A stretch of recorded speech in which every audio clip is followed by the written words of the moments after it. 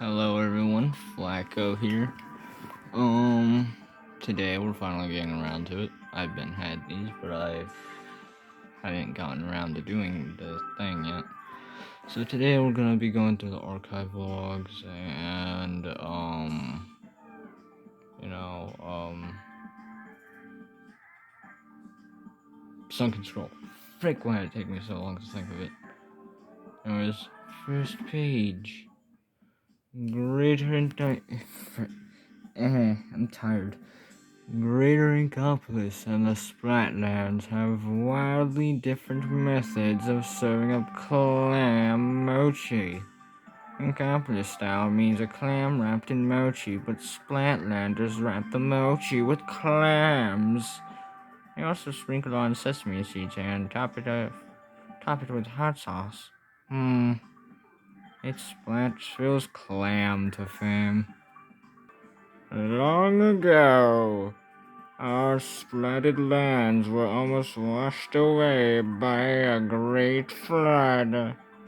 All was presumed lost, until three lakes appeared and united to consume the disaster. Thankful for their salvation, the townsfolk threw a festival with 3 portable shrines as a tribute. Visit us, sparkling city of chaos, the hardest place. Hardest. That's what she said. The hottest place in Splatlands, Aranki Avenue. Walk it, feel it, live it. Special collection. Walk the Splatsville walk. Page 54. Alright, class, turn to page 72. Live wild, live free. We do whatever we want. This town is a melting pot, so let's stir things up. I'm tired of folks pretending to be cool. I wanna get so fired up that I boil over. Octarian the anime. For the Inklings and Octolings of the Splatlands, aggressive action is the best way to make a splash in the local scene. Youths will often dress themselves in the style of a delicate hooligan to intimidate peers during combative courtship rituals known as rumbles. The lobby I've built doesn't have a single standout feature, 'cause everything in there is feature-worthy. If you don't have the greatest turf war experience ever, I'll eat the smaller of my 2 claws. Glenfield... Glenn Fiddler, President and CEO. Grisco Industries Occupational safety guidelines. 1. Keep your eggs in the game. That's what she said. 2. I'll try to grab one more. Could end with one less of you. 3. Sea goes dark, tide goes up. 4. ACB. What the fuck does that mean? Oh, always check the basket. 5. Throw eggs. Don't yoke around. Wow, a lot of egg puns. Salmonids mature by returning to the waters where they were spawned, sometimes in very rare cases. A young salmonid will stray too far from their original school during a run and become lost. Their wandering quest to return home can lead to prolonged starvation and an unstable appetite. Look at the poor little guy over there. Splatville's rowdiest, loudest trio is hijacking the airways. Clean out those ears and open those eyes wide for your hometown, Hype Squad. Deep cut. Tune in and catch 'em, if you can. Wow, shivers in the lower back. A hungry blade, a sharp grain in a wild warrior's hand. It bites just once, a flash, a slash, a sudden shudder. Shredded remains sink down, down, down like falling snow. A fleeting flurry, belief as life brief as life itself, falls around my open parasol. Now we got Fry over here for some reason. Moray L Manipulation. Moray Tower Zone now. Secret Dance of the Onika clan. First, soak the dry ground like a welcome summer rainstorm. Second, stir up a whirlpool to summon winds from the rocky shore.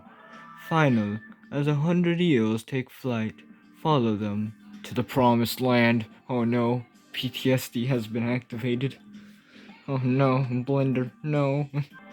The Manta clan's early morning ritual. After carefully grooming of their...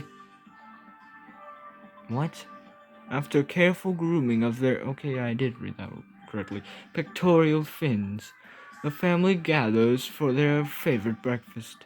This unique plankton dish, a family recipe passed down across generations, is said to enhance the mind, body, and bodily toxins.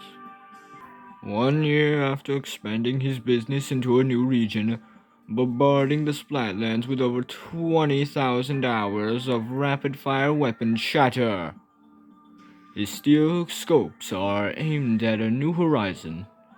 What's next for the so-called Arsenal ambassador? Behold, a crap ton of hashtags having to do with shells and nautiluses. Jeez. Holy crap, what is this, a Twitter page? Or an Instagram? Mana wardrobe, we are temporarily closed so that we may restock. Cash only, no photography or influencers allowed, ever. We've run rather low on paper bills. We're always open. Your fashion emergency is our fashion emergency. Do not touch it until you have paid for it. As they grow, such as the coconut crab, frequently shed their shells to allow for further growth, because strong sunlight encourages this shedding behavior. This may explain why Splatlands crustaceans often grow to be far larger than their counterparts in other regions. Yo. Barry C. Here, Atlantis Tatis only owner. Ha! I gotta split for a bit to stock up on stock. But it's all good. Harmony, yep, from Chirpy Chips is filling in, and she knows this shop way, way better than me. So business. Let's go keep right on booming. Frying out here in Scorch Gorge in more ways than one. Hashtag sweaty shell, hashtag biking trip. Hello, Krusty Sean. Goodbye, Krusty Sean. The crustacean appears. Letter of appointment, employment, new Squidbeak HQ, first platoon, adjustments, promoted to captain with emoluments of pay grade 33, Craig Kettlefish. Thursday night / Friday morning at 1 a.m. It's the 100th episode of Marie After Midnight, and a special guest stopped by to help me celebrate, my cousin Kelly. It's a Squid Sisters Gab Fest. We could not stop talking. Not kidding. We went over the scheduled end time by 5 hours. Oops. Squid. Seems these are instructions on how to mummify an inkling. Maybe in olden times, inklings thought if they preserved their bodies after death, they could be revived someday. But there's no way this is a real one stuck here. Right? No, of course it isn't. Right? After leaping from Inkopolis Square to the world stage, Off the Hook found their new side project, performing vocals for a rising rock band as Damp Socks Feet Off the Hook. That's not a I, that's a freaking X, frick. Discovered online. Their super talented collaborators offer an upbeat melancholy. I think that says. I don't know how to pronounce that. Sounds that off the hook? Hooked? I'm guessing. Operation Little judgy judgment. Jesus. Praise behavior, analyzing praise for quality, no imperfections found. Oh god, free language. I guess I'll just go after the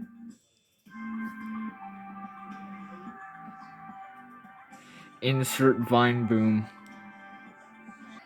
What are these, like experiments or something? Subject name Marigold, Nishio, or Randa, Elias. What? Anarchy District 333. Freaking data expunged over here. Poison. Rogue. Jeez, I'm freaking tired, man. Elias. Rue D. Data expunged 19 through 6. Chatter. Chattabata. Chattabata. Ranchu. Fiji. South Gold Province. Terrafin City. Data expunged district. Oh, hey, I just noticed something. Look at that little fish down there. His mouth moves. As technology advanced at an exceptional pace, so too did prosperity, and ultimately conflict. Before long, the entire world was embroiled. Frick. In the end, nearly all life on Earth was wiped out as humans squabbled. Natural disasters intensified. Volcanic eruptions leveled cities. The sea rose and began to consume the planet. Humanity experienced a mass extinction event. Soon, the surface of the Earth became a barren wasteland, completely inhospitable to life. Uh, Against the odds computed to be 42,791 to 1, some humans survived. Therefore, the planet was only nearly completely inhospitable to life. These survivors found shelter in a vast cavern created by a cataclysmic volcanic eruption. The cavern provided shelter, and a massive pool of accumulated seawater provided life. For a while, humanity was being decimated.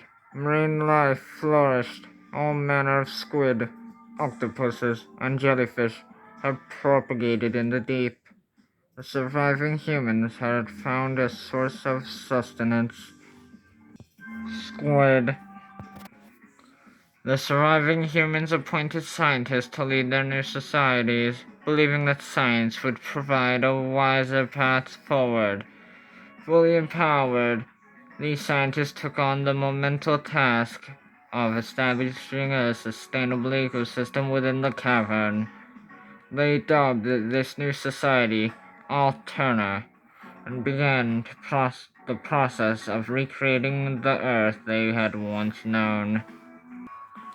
However, not even scientists are immune to nostalgia. The humans began constructing large-scale 3D printed operations. This allowed them to recreate some of humanity's favorite artifacts.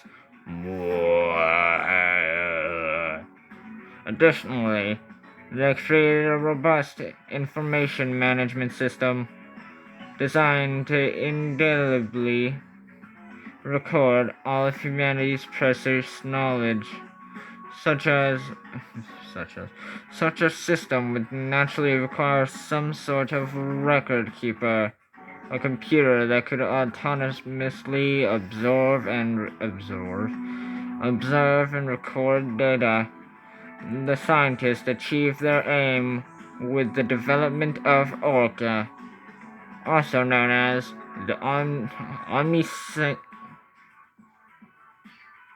omniscient recording computer of Alterna. Very professional. I'm so good at reading.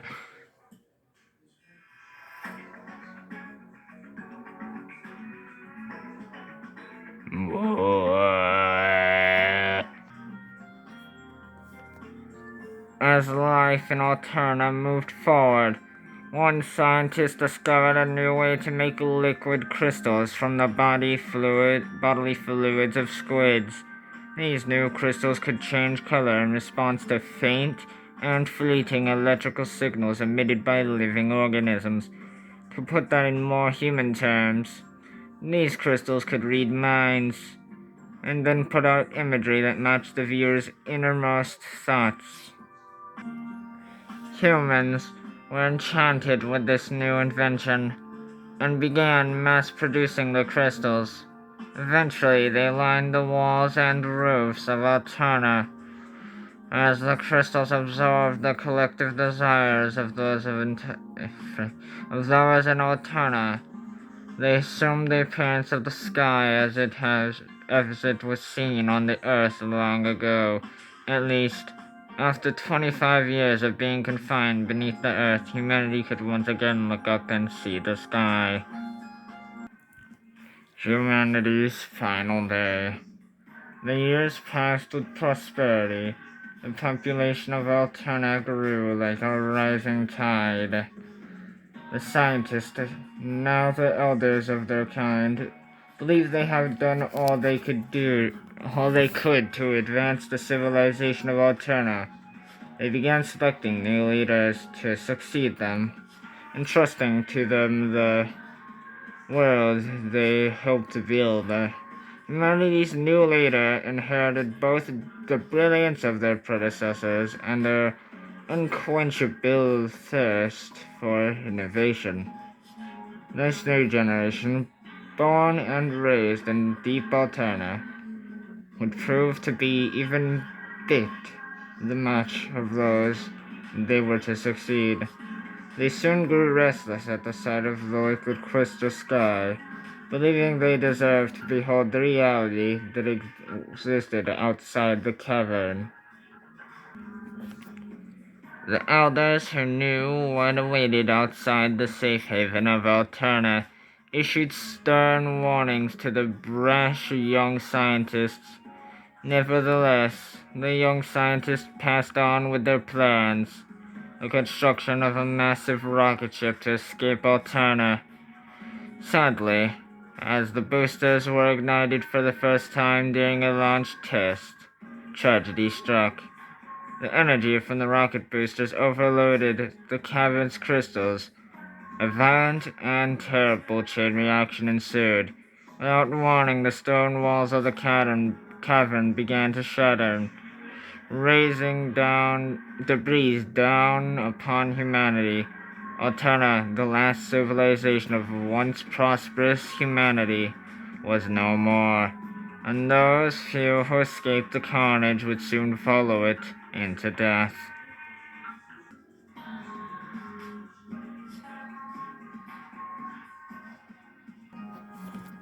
Fresh Intelligent Awakens, Log 5. As the inner walls of Alterna collapsed, thousands of tons of rocks and liquid metal plunged into the waters below.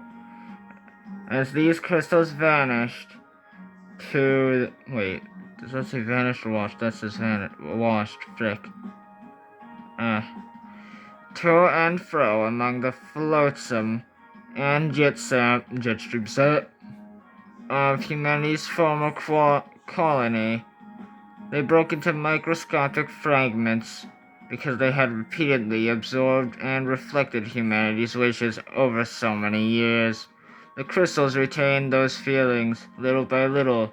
The squids, octopuses, and assorted sea creatures that thrived in the waters of Alterna absorbed these crystals into their bodies. The process continued until one day the marine organisms began to feel something fresh. These fresh impulses bore a striking resemblance to humanity's passive desires to return to the Earth's surface. Spurred by these impulses and whatever else may have been floating in the polluted waters, the sea creatures began to evolve rapidly.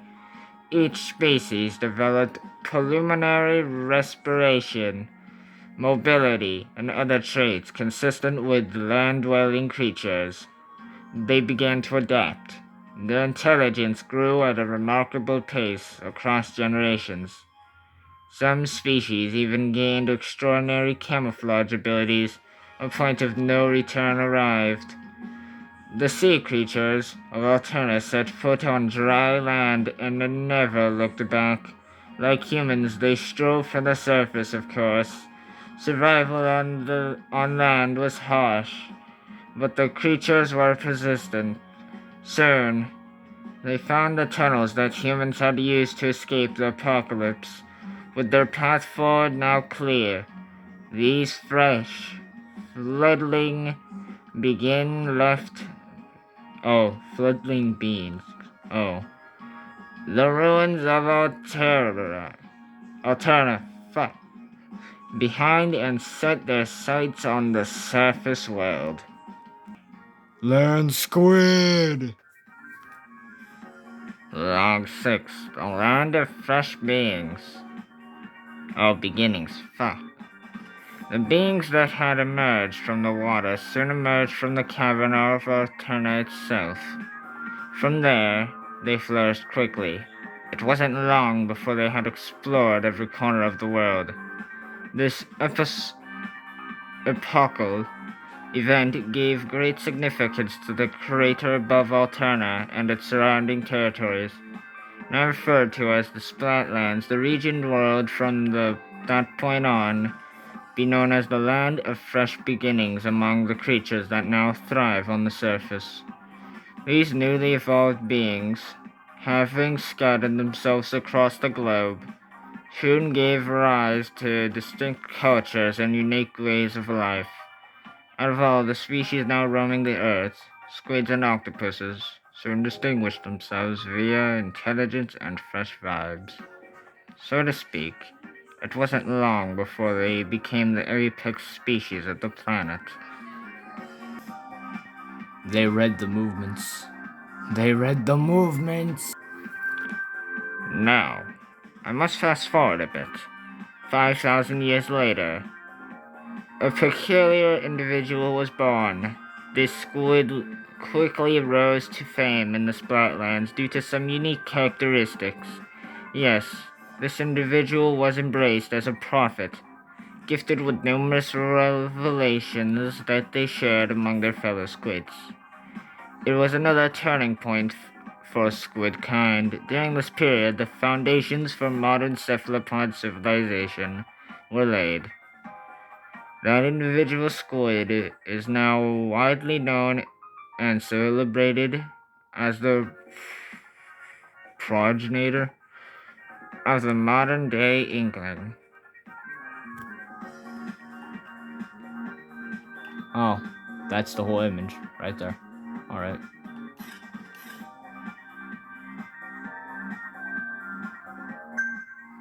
See you all next time.